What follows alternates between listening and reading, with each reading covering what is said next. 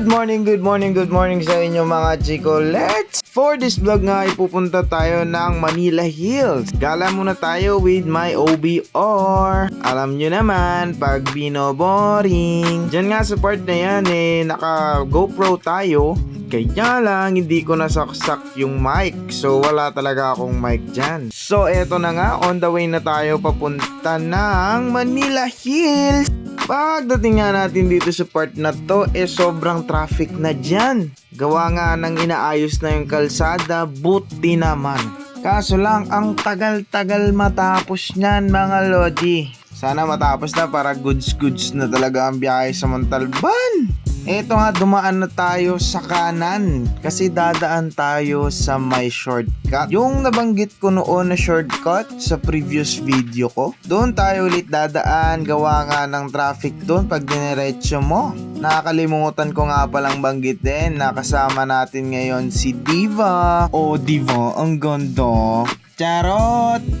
Dito sa part nga na to huminto muna kami at bibili kami ng pagkain. Bale, bumili nga kami dyan ng tinapay kasi macharap-charap tignan yung tinapay. And also pala, dumaan na kami dito sa may Litex Village. Dire-diretso na yan hanggang makarating tayo ng Manila Hills. Sa part na nga na ito, nakalabas na tayo sa shortcut and nandito na tayo sa may Kasiglahan. Kakanan lang tayo at didiretso hanggang makarating tayo sa may simbahan. Then after that, dadaan naman tayo sa kaliwa, dire-diretso na hanggang makarating ng Manila Hills.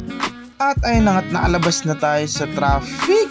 Lagi na lang sobrang traffic doon, ay ano ba talaga. Anyway, sinabi ko nga kanina, dire-diretsuhin na lang natin to hanggang makarating na tayo ng Manila Hills. Ikot na natin yun. Dito nga sa may part na ito, nakarating na kami ng Manila Hills. Sosmi. Hahanap muna kami ng makakain dyan at dadali namin sa tuk-tuk.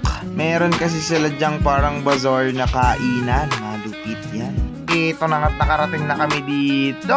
Pakita ko mukha ko. O yan o. Hi guys! Dito kami sa may bazaar. Mercanto Bazaar. Solid, ang ganda diba? With my OBR. Ganda diba? Love ko yan. Anong gusto mo? Ang dami pagpipilihan dito guys. So part nga na ito naghahanap kami ng makakain. Umikot na nga kami lahat-lahat para makakita ng medyo masarap-sarap na pagkain. Sige, lakad pa, nakakahilo ka. Charot! Dito sa part na to, napag-desisyonan ko ipasok ko yung motor ko kasi nasa labas yung park namin. Dito nakikitahan.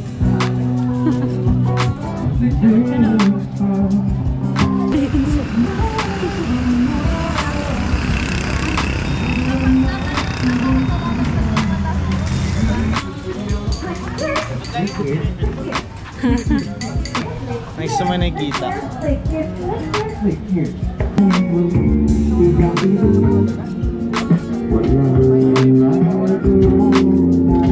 Ganda mo sandaan. Saan kayo pupuntahan? Sige kuya. Yung Trimmer 100.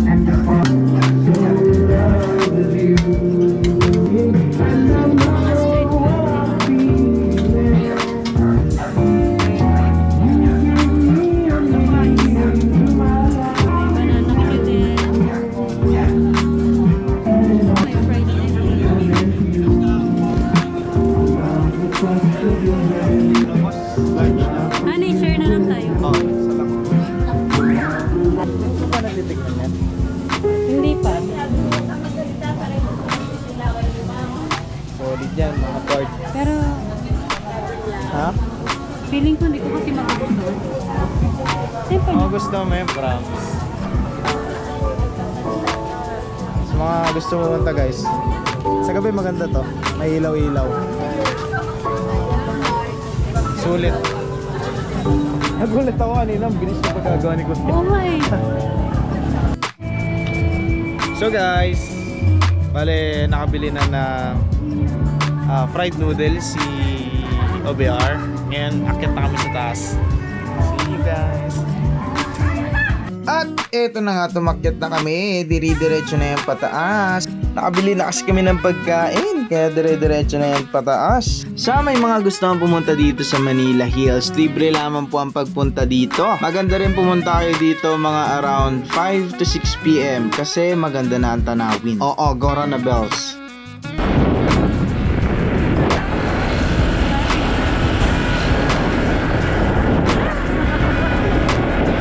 Oops, dito muna ang tingin. Nakarating na nga tayo sa tuktok mga chicolets. Ito na nga, brace yourself kasi ang ganda talaga dito, promise. Ilang beses na ako nakapunta dito pero solid pa rin as in. Hi, ready na ba kayo? Halika't sumayaw sa